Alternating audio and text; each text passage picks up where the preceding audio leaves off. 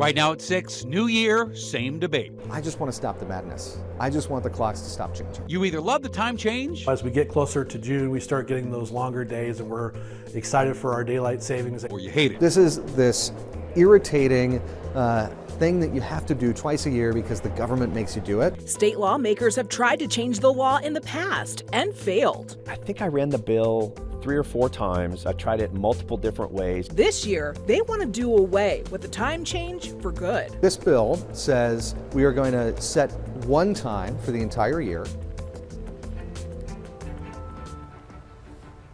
For the first time since September, the sun is setting after 7 o'clock because of the time change. And while it is some good news for you, some of you might have felt a little groggy today from losing that hour of sleep. Looks good, though, out there. Glad you're with us tonight. I'm Shannon Ogden. And I'm Jessica Porter. Yet again this year, a group of state lawmakers are trying to stop the clocks, but they're facing a lot of opposition from some recreation industries. Denver 7 political reporter Megan Lopez tonight goes 360.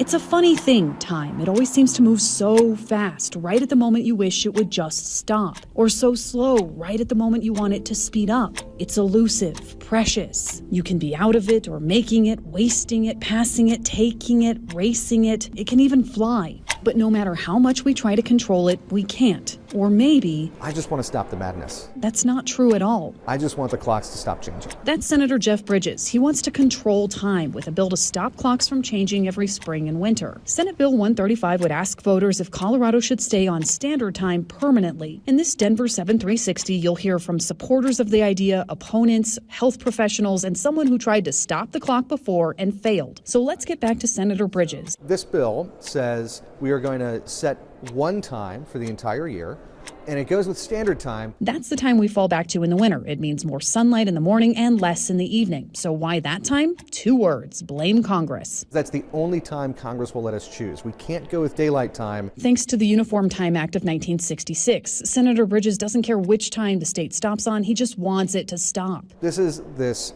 irritating thing that you have to do twice a year because the government makes you do it. So he, Senator Ray Scott, and Representative Kathy Kipp want voters to decide. If there's one thing Dr. Catherine Green knows a lot about, it's sleep. I am a sleep medicine doctor by training. The spring forward time has some pretty significant health effects. She says the time change can take weeks for people to adjust to every year because it throws our circadian rhythm off, affecting our mood, our productivity. So there is actually a spike in emergency room visits and in heart attacks and incidents of atrial fibrillation. And there's actually a huge spike in motor vehicle accidents and workplace accidents as well. So strictly from a sleep perspective, would that be easier if daylight savings time is gone?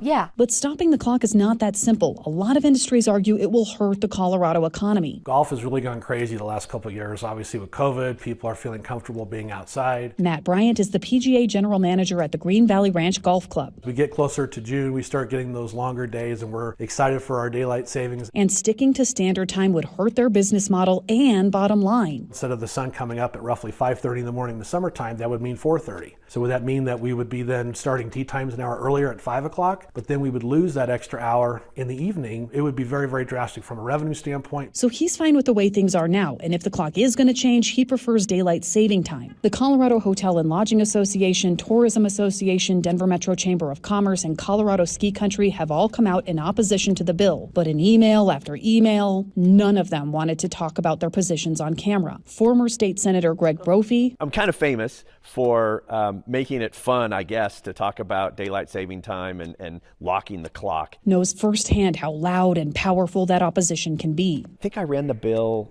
3 or 4 times. I tried it multiple different ways. I tried to do it as a referred measure, and it always gets shot down.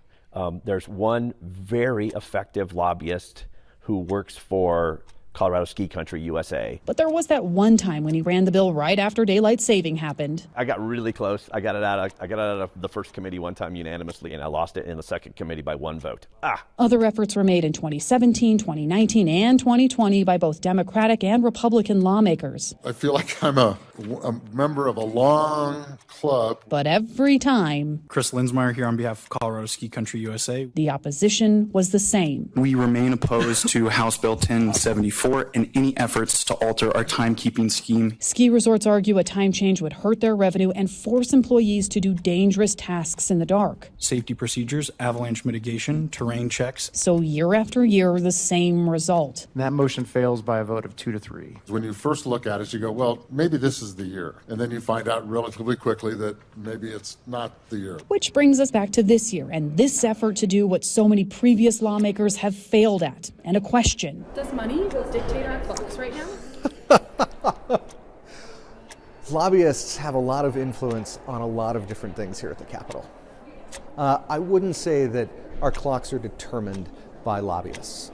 But certainly they play a role in this conversation. Time is a fickle thing. It can be long, borrowed, rough, crunched. But can it be changed? And will this finally be the year that the clock stops? Only time can tell. Megan Lopez, Denver 7. A new meaning to time is money. Well, a second bill introduced into the House would make daylight saving time the standard time year round. Senator Jeff Bridges is a sponsor on that bill as well. It has yet to be heard in a committee meeting. So let's give you some extra context on why we have daylight saving time to begin with. Now, a lot of people think it was put into place to benefit farmers, but Professor Michael O'Malley at George Mason University says it's actually just a result of capitalism.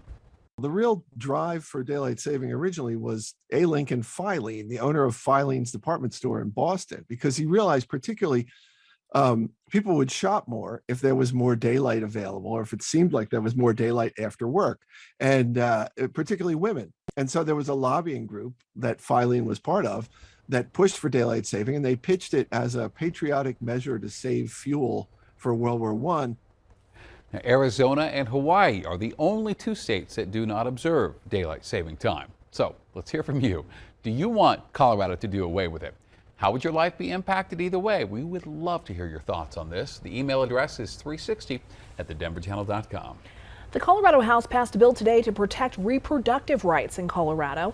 The bill establishes the right to continue a pregnancy and have birth or have an abortion. It is in response to several states across the country passing strict anti-abortion bills. This bill now goes to the state Senate for consideration. An election security bill was introduced into the state Senate today. The Colorado Election Security Act would expand the physical security requirements around voting systems equipment. The bill would require continuous video surveillance of voting equipment, as well as require key card access to where equipment is stored. It would also add protections for whistleblowers reporting a breach of election law. An RTD security guard was assaulted this weekend, and it was caught on camera. And tonight, a 24-year-old man's in jail. It happened Saturday morning as people were making their way to the airport. With the story, Denver 7's Patrick Perez. The person who took that cell phone video did not want to go on camera, but he did want to praise that security officer for handling the situation the way that he did, and he's even recommending that he gets a raise. A trip to the airport aboard an A-line train Saturday morning gave passengers more than an eyeful. You do not have to do all that. That's wrong. You do not have to do that. People watched as an RTD security officer and a man got into a scuffle. Not too many details are available about what exactly happened, but RTD says the passenger began assaulting the security officer after he asked him for his ticket. Our security guards on the commuter rail and our rail check for fare as they pass through the cars. You can see the security officer trying to keep the passenger in a chokehold until the train comes to a stop at the 38th and Blake station in 5 Points. Eventually, Denver police arrive and help detain the man.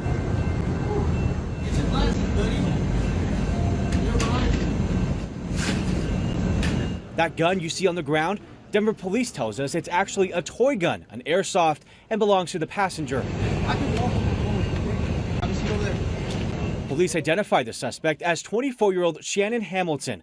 CBI records show he has a lengthy criminal record. We're grateful for people who called 911. We do ask our customers to be kind of our boots on the ground, our eyes when they're out there. Denver police says that suspect is facing at least 3 charges, including trespassing, disturbing the peace, and assault. We're in 5 Points. I'm Patrick Perez, Denver 7. And late tonight, Allied Universal, which contracts those security guards, says the guard in the video won Officer of the Year last year and has been with the team since 2013. Fort Collins police released this heart-stopping video today, showing a car crash right into the back of a police cruiser parked on the side of the road. That car came only inches away from hitting an officer who was responding on scene. This happened last month, but police just released this video to raise awareness. The driver was arrested on suspicion of impairment and reckless driving. The internet is helping Ukrainians in Colorado connect with loved ones still in the war zone back home. Today we sat in on a Zoom call and we heard more firsthand stories from those impacted. Слава Україні! Героям слава! Now, that phrase in Ukrainian has become a rallying cry in Ukraine and around the world. It means glory to Ukraine, long live our heroes. And those on the call today say they still feel resilient and hopeful even as Russian attacks increase. Sorry, because I start crying, but I still believe that everything will be okay. We can't give up. The God is with us, the world is with us, and our motherland will be in safe, I think, I hope. And they're asking Americans to push our leaders for more support to help the Ukrainian military. Out of service and out of patience. I wasn't getting text messages, wasn't able to call. Frustrated with nowhere else to turn, he contacted Denver 7 for help. This makes me feel like it's 2002 all over again, not 2022. It was mild today with temperatures in the 50s, even warmer tomorrow, but there is snow coming up by Thursday. The Broncos remain quiet to start the free agency period. We'll look at the biggest moves, though, of the day.